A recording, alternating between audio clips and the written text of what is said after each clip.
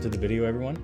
Now, you clicked on this video because you want to find out the fastest way to export from Premiere.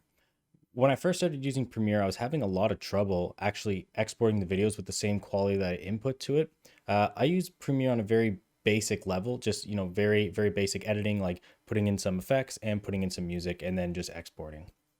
So I watched a lot of videos when I was first trying to get this to work, and a lot of people recommend using the two-pass method. I've actually found that that is not the best way of doing it. So I'm going to show you the way that I found out you can do it. And this seems like the superior way. So, maybe if you know why people use the two-pass method in the comments, you could let me know. It seems like the way that I'm going to show you is completely adequate, and it has a much smaller file size while also taking less time.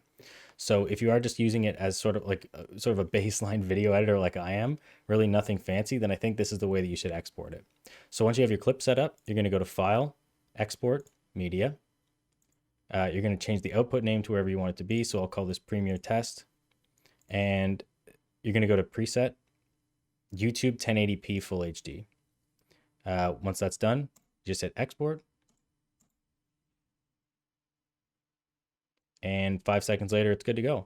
So if I pop open my desktop, refresh it, as you can see, Premiere Test is right there, and now it's exported. So if you found the video helpful, I'd really appreciate it if you could like the video and also subscribe to the channel if you're not. If you want to ring the bell and stick around for future videos, I'd really appreciate that as well. If you are subscribed to the channel, I just want to say thank you very much for checking out this video, and I'll see you in the next one. Have a great night.